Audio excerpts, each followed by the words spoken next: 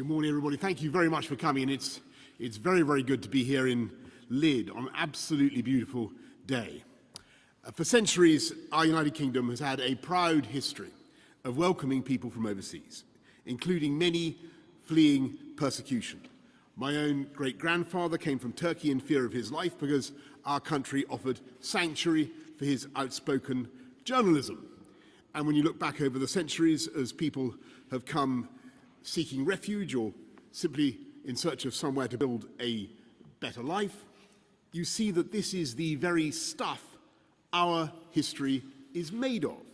From the French Huguenots to the Jewish refugees from Tsarist Russia, to the docking of the Empire Windrush, to the South Asians fleeing East Africa, to the many, many others who have come from different countries at different times for different reasons. All have wanted to be here because our United Kingdom is a beacon of openness and generosity. And all, in turn, have contributed magnificently to the amazing story of the UK. Today, that proud history of safe and legal migration is ultimately responsible for many of those working in our hospitals and on the front line of our response to the pandemic, for more than 60% of the England football team at the final of Euro 2020, for many of our country's leading figures in the worlds of business, art and culture, and I'm pleased to say for ever-growing numbers of people serving in public life, including colleagues of mine, like Nadim Zahawi, who escaped with his family from Saddam Hussein's Iraq, Dominic Raab, whose Jewish father came to Britain from Czechoslovakia to escape Nazi Germany, and Priti Patel, whose family fled persecution in Uganda. So I'm proud that this government has continued the great tradition of providing sanctuary to those in need. In fact, doing more to resettle vulnerable people through safe and legal routes than any other government in recent history. Since 2015, we've offered a place to over 185,000 men, women, and children seeking refuge, more than the entire population of Sunderland, and more than any other similar resettlement schemes in Europe. This includes almost 100,000 British nationals overseas threatened by draconian security laws in Hong Kong, 20,000 through our Syrian scheme, 13,000 from Afghanistan and to whom we owe debts of honour, and around 50,000 Ukrainians.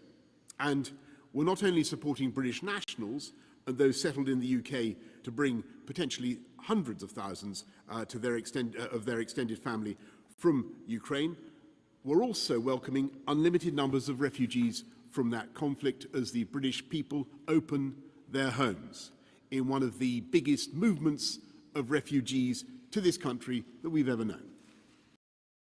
And as we work with local authorities and the devolved administrations to welcome those coming from Ukraine into our communities, we will also find accommodation across the UK for all those who have come here previously but who are currently in hotels. Because it's absolutely no sense for the taxpayer to foot those bills running to almost £5 a day, with the sum total of those we accommodate being concentrated in just a third of local authorities. It is controlled immigration through safe and legal routes which enables us to make generous offers of sanctuary while managing the inevitable pressures on our public services, such that we can give all those who come here the support they need to rebuild their lives, to integrate and to thrive. But the quid pro quo for this generosity is that we cannot sustain a parallel illegal. Our compassion may be infinite, but our capacity to help people is not. We can't ask the British taxpayer to write a blank cheque to cover the costs of anyone who might want to come and live here. Uncontrolled immigration creates unmanageable demands on our NHS and on our welfare state. It overstretches our local schools, our housing and public transport, and creates unsustainable pressure to build on precious green spaces. nor is it fair on those who are seeking to come here legally if others can bypass the system.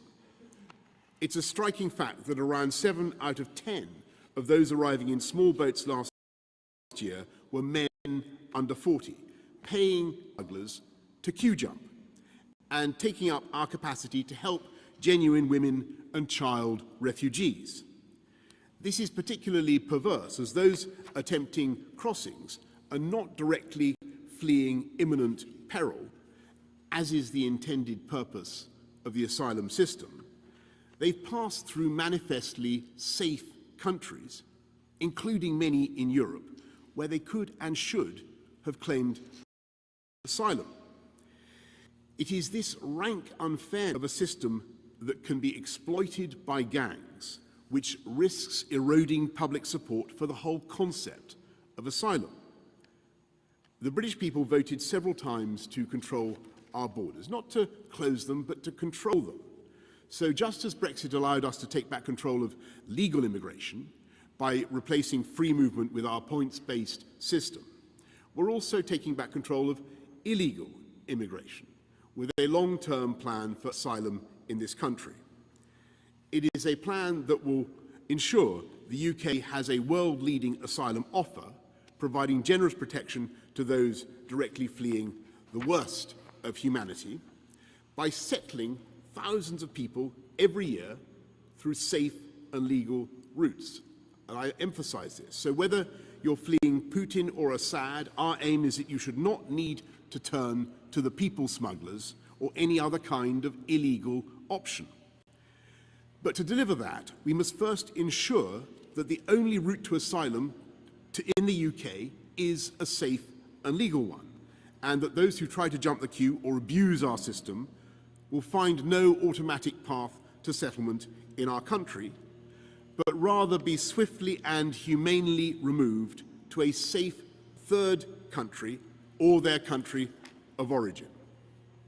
And the most tragic of all forms of illegal migration, which we must end with this approach, is the barbaric trade in human misery conducted by the people smugglers in the Channel. Before Christmas, 27 people drowned, and in the weeks ahead, there could be many more losing their lives at sea, and whose bodies may never be recovered. Around 600 came across the Channel yesterday. In just a few weeks, this could again reach 1,000 a day. I accept that these people, whether they're 600 or 1,000, are in search of a better life, the opportunities that the United Kingdom provides, and the hope of a fresh start. But it is these hopes, those dreams, that have been exploited. These vile people smugglers are abusing the vulnerable and turning the Channel into a watery graveyard, with men, women and children drowning in unseaworthy boats and suffocating in refrigerated lorries. And even if they do make it here, we know only too well some of the horrendous of exploitation over the years, from nail bars of East London to the coal beds of Morecambe Bay, as illegal migration makes people more vulnerable to the brutal abuse of ruthless gangs. So, we must halt this appalling trade and defeat all smugglers. That's why we're passing the Nationality and Borders Bill, which allows us for the first time to distinguish between people coming here legally and illegally, and for this distinction to affect how your asylum claim progresses and your status in the UK if that claim is successful. It will enable us to issue visa penalties against those countries that refuse to accept returns of foreign criminals and failed asylum seekers. It will clean up the abuse of our legal system, a one-stop shop that will end the cycle of last-minute and vexatious claims and appeals that so often thwart and delay removals. And it will end the absurd practice of asylum-seeking adults claiming to be children, strengthen their claims and access better services. Crucially, It will also allow us to prosecute those who arrive illegally with life sentences for anyone piloting the boats, and to identify, accept and investigate these boats. From today, the Royal Navy will take over operational command from Border Force in the Channel, taking primacy for our operational response at sea, in line with many of our international partners, with the aim that no boat makes it to the UK undetected. This will be supported by £50 million of new funding for new boats, aerial surveillance and military personnel, in addition to the existing task force of patrol vessels, Wildcat helicopters, search and rescue aircraft, drones and remotely piloted craft. This will send a clear message to those piloting the boats. If you risk other people's lives in the Channel, you risk spending your own life in prison. People who do make it to the UK will be taken not to hotels at vast public expense, rather they will be housed in accommodation centres like those in Greece, with the first of these to open shortly. At the same time, we are extending our immigration detention facilities to assist with the removal of those with no right to remain in the UK. We're investing over £500 million in those efforts, and this is on top of overhauling our arrivals infrastructure here in Kent, with new processing facilities now operational at Western Jetfoil and at Manston. But we will need to go further in breaking the business model of these gangs. So from today, our new migration and economic development partnership will mean that anyone entering the UK illegally, as well as those who have arrived illegally since January the 1st, may now be relocated to Rwanda. This innovative approach, driven by our shared humanitarian impulse and made possible by Brexit freedoms, will provide safe and legal routes for asylum while disrupting the business model of the gangs. Because it means that economic migrants taking advantage of the asylum system will not get to stay in the UK, while those in genuine need will be properly protected, including with access to legal services on arrival in Rwanda, and given the opportunity to build a new life in that dynamic country, supported by the funding we are providing. The deal we've done is uncapped, and Rwanda will have the capacity to resettle tens of thousands of people in the years ahead. And let's be clear, Rwanda is one of the safest countries in the world, globally recognized for its record on welcoming and integrating migrants. Later this year, it will welcome leaders from across the Commonwealth. And before the pandemic, in 2018, the IMF said Rwanda was the world's fourth fastest growing economy. We're confident that our new migration partnership is fully compliant with our international legal obligations. But nevertheless, we expect this will be challenged in the courts. And if this country is seen as a soft touch for illegal migration by some of our partners, it is precisely because we have such a formidable army of politically motivated lawyers who for years have made it their business to thwart removals and frustrate the government. So I know that this system will not take effect overnight, but I promise that we will do whatever it takes to deliver this new approach. Initially within the limits of the existing legal and constitutional frameworks, but also prepared to explore any and all further legal reforms which may be necessary. Because this problem has bedeviled our country for too long and caused far too much human suffering and tragedy. And this is the government that refuses to duck the difficult decisions. This is the government that makes the big calls, and I profoundly believe there is simply no other option. And I say to those who would criticize our plan today, well, we have a plan. What is your alternative? Now, I know there are some who believe we should just turn these boats back at sea.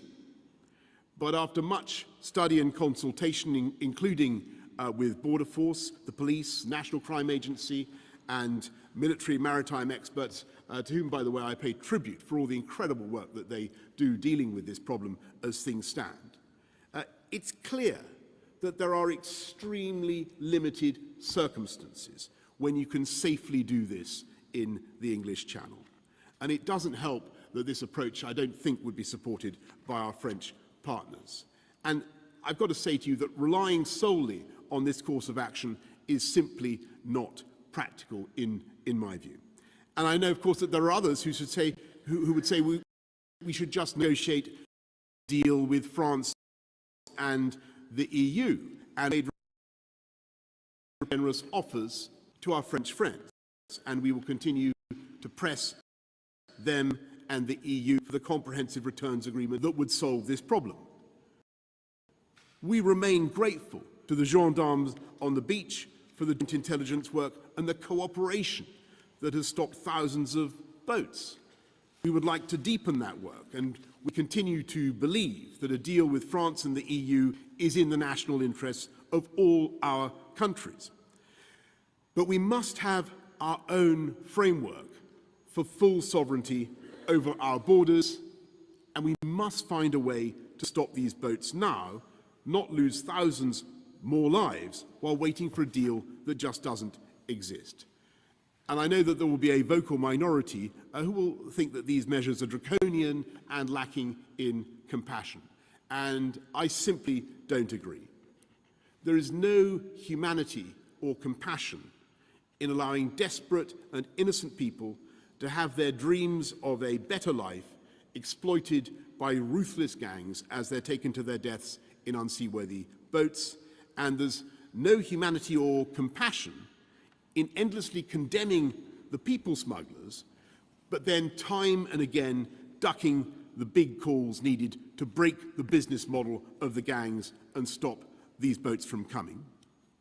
And there's no humanity or compassion in calling for unlimited, safe and legal routes, offering the false hope of asylum in the UK to anyone who wants it, because that is just unsustainable. There are currently 80 million displaced people in the world, many in failed states where governments can't meet their aspirations. In an era of mobile connectivity, they are a call or a text away from potentially being swept up in the tide of people smuggling. The answer cannot be for the UK to become the haven for all of them. That's a call for open borders by the back door, a political argument masquerading as a humanitarian policy. Those in favour of this approach should be honest about it and argue for it openly. We reject it, as the British people have consistently rejected it at the ballot box, in favour of controlled immigration. We simply cannot have a policy of saying anyone who wants to live here can do so. We've got to be able to control who comes into this country and the terms on which they remain. And we must do this in the spirit of our history of providing refuge. And in that way, we can more than play our part in offering sanctuary to thousands fleeing persecution. But then, of course, other countries must play their part too. And that's what I think is most exciting about the partnership we've agreed with Rwanda today, because we believe it will become a new international standard in addressing the challenges of global migration and people smuggling. So I'm grateful for Rwanda's leadership and partnership, and we stand ready to work with other nations on similar agreements, as well as wider reforms to the international asylum framework. As I say, we will continue to work with our French friends to tackle the gangs. We will continue to lead cooperation with crime and intelligence partners across Europe. We will continue to seek a returns agreement with the EU or with France. But in the meantime, and for the foreseeable future, we need this new approach. The people smugglers are undermining confidence in our borders. They are betraying all those who do the right thing, who try to come here legally through forms of migration or the safe and legal routes provided for refuge. They're undermining the natural compassion and goodwill that people have towards refugees in this country, and they are endangering human life day after day. And though the way ahead will be hard, and though we can expect many challenges and many obstacles to be thrown up against this plan, I believe this plan is the right way forward, because the people smugglers must be stopped in order to save countless lives, and because tackling illegal migration is precisely the way to sustain a safe, legal, and generous offer of sanctuary to those in need. And that is in the very best traditions of this country and the values we stand for in the world. Thank you all very much indeed. I'm now going to go to the media for some questions. I'm going to go first to Nick Eardley of the BBC. Thanks, Prime Minister. Is the plan to send asylum seekers to Rwanda a genuine answer? Is it a workable solution? Or is it an attempt to look tough on an issue which the government's failed to address in the last few years?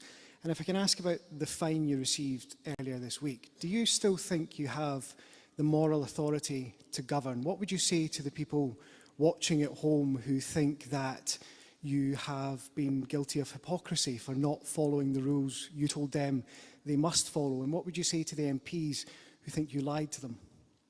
Well, thanks very much, Nick. And look, on your second point, I said quite a lot about this on, I think it was Tuesday. I'll be saying more when I update Parliament, as you can imagine, next week. I think you probably have to wait until then for me to say more on that. But on whether this is a solution that is a magic bullet, as it were, that can deal with the problem of illegal migration across the Channel, I want to be absolutely clear with everybody. I think that this is necessary, but it is, of course, not sufficient. There are many other things that we need to get right. We need to make sure that our legal framework is capable of dealing with the problem, as well as the practical steps that we can take. But none of the reforms to our laws will really be any good without the basic ability to get in the heads of the people smugglers and make them understand that the deal they're offering their poor, vulnerable clients is not one that stacks up.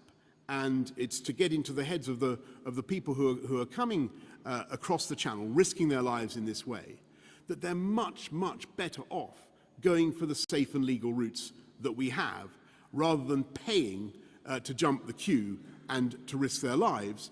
Because if they go that way, if they come across the Channel illegally in these vessels, then they risk, as I've explained, ending up not in the UK but in Rwanda. And that is something that I believe will, over time, prove a very considerable deterrent. But there are several things that you've got to get right in addition to that policy, not least the legal framework. Because I've got no doubt at all that this will be challenged, and there will be a long way to go.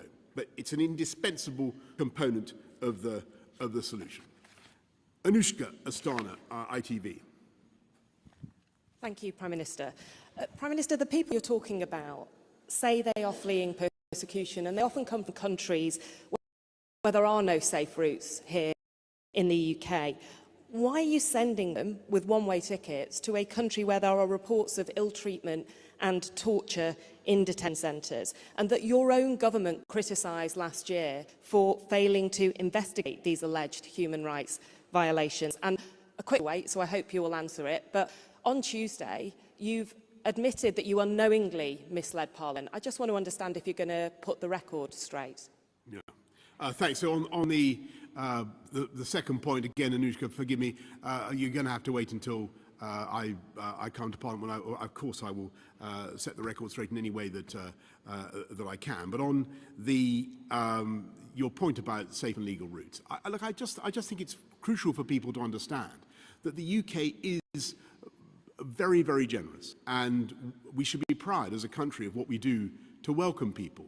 185,000 just in the last few years, and it's not just the people who came under op pitting from Afghanistan. We're opening our arms to more. What we're doing with the Ukrainian scheme is two uncapped systems of looking after people coming from Ukraine. This is a country that is built on successful immigration by safe and legal routes. But what we're trying to do is to buttress that, to shore it up in people's imaginations, to make sure that people believe in it and trust our immigration system by cracking down on the illegal approach and on the people smuggling. And I just want to say something about Rwanda, because I think there's a risk of stereotyping here. And Rwanda is totally transformed over the last few decades. It's a very, very different country from what it was.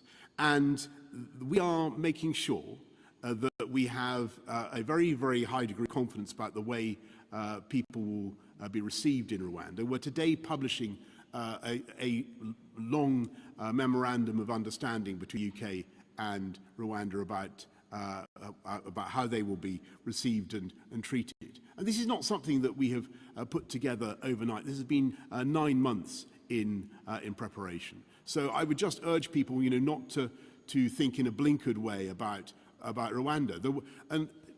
There will be, I think that this is the prototype of a solution to the problems of global migration flows that is likely to be adopted by other countries. I know that there are other European countries that are already in similar discussions, not just with Rwanda, but billions of people are going to be moving across the face of the planet. We need sensible partnerships to address those flows. Theo Usherwood of LBC.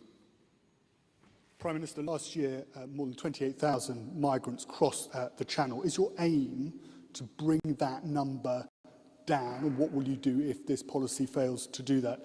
And just on Partygate, you told Commons on December the 8th that it goes without saying that if the rules were broken, and then there will be disciplinary action for all those involved. When you go to Parliament next week and you speak to MPs, and you're in the House of Commons, will you tell what that disciplinary action is that you've imposed on those who work for you and indeed yourself? Yeah. Thanks, Theo. I can certainly tell you that I will be updating, as I said to Anushka and to Nick, I'll be updating Parliament on all that next week. But on your first point about the numbers, look, you're right. The numbers were high last year. But this year, they're going to be even higher. There's no doubt about it. I mean, they're already, just the first few months of this year, they're higher than they were over the comparable period last year. They're growing. This is the people smugglers are now becoming very adept. They're getting their boats, these frail things that you'll have seen. They're getting them in huge numbers. It looks as though they're being, manufactured to order in China. They have a whole system going now.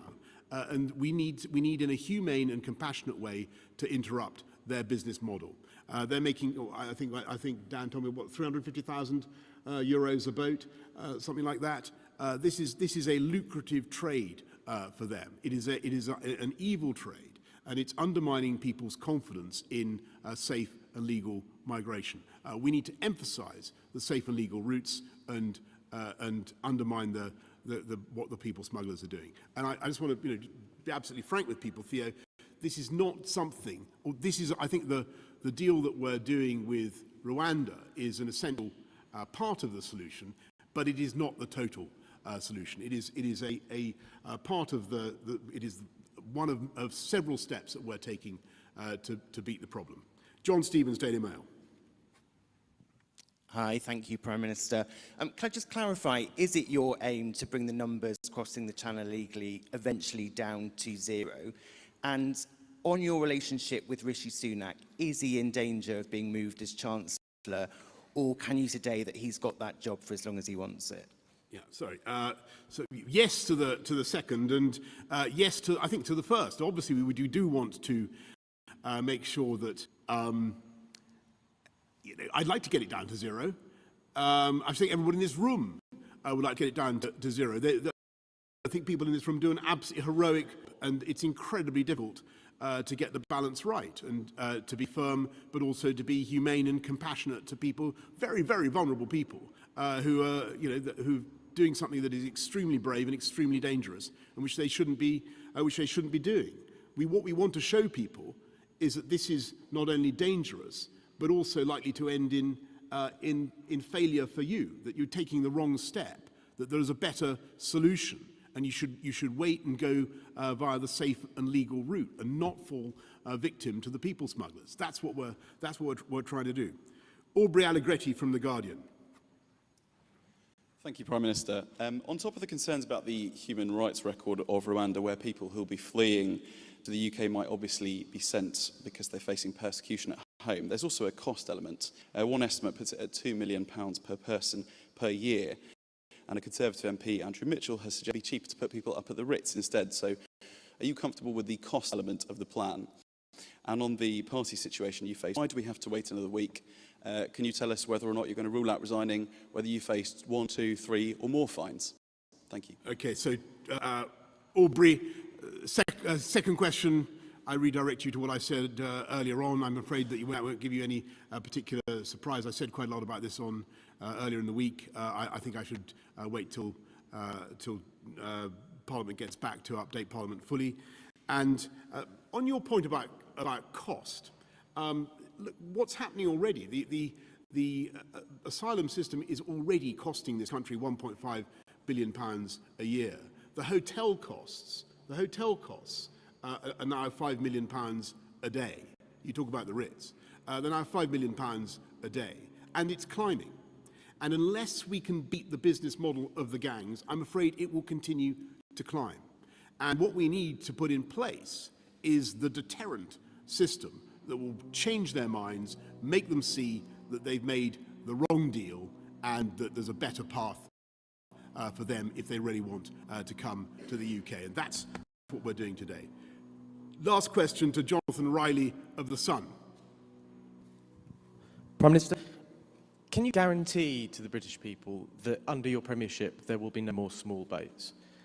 And secondly, the Home Secretary is in Kigali. Would she not be better off being in Paris, speaking to the French officials there and prioritising a bilateral deal to stop this? And are you confident that post-French elections that deal will be struck? Thank you. Look, I think that's really, Jonathan. I think that is the most important issue that you've touched on, and I think it's the issue that's uppermost in everybody's minds because who studied this problem. And so, can I guarantee that we're going to get rid of the small boats problem? No, obviously not. I think that what we can hope to do is to demolish the business model and greatly to deter those who come here. But to say that we're going to get down to zero anytime soon is unlikely. And what we're proposing today is, I think, certainly a radical plan, but it will take a while to come fully and properly into effect. But just want to say on France and on Paris, and many other ministers have been continually in Paris over the last couple of years, trying to negotiate a returns agreement, trying to sort this problem out. And it has been disappointing and frustrating that we've been unable to do that. The French say it needs to be done at an EU level. That hasn't been negotiable either. In my view and the view of many people who studied this, there is more that could be done to intercept people at the French side. There is more that could be done on the beaches in France and now in Belgium as well. But we're not here to try to find fault with anybody else today. Today is about the UK coming up with its own solution in the absence of a proper agreement with France. And that's what we're doing, and we'll continue to work with. I mean, a lot of the cooperation with the French is excellent, and we just think it could go further, and there's more to do. I think that'd be probably a fair summary of it. But in the meantime, before we get that, what we need to do is have a more radical solution that enables us as the UK to offer our own package and to undermine the business case of the people traffickers. And that's what we're doing. That's the purpose of this whole package: the military primacy, the new reception centres, and the new migration and economic partnership deal with Rwanda. That's what we're trying to do. I'm not going to pretend it will work overnight, but I do believe that in time this is the best way forward. It is the morally right thing to do, it's the humane and the compassionate thing to do as well, because we cannot have people continuing to die at sea, paying huge sums to evil people traffickers who are simply exploiting their hopes and their ambitions. We need to encourage them to take the safe and legal route if they want to come to this country. Thank you all very much. Thank you. Thank you.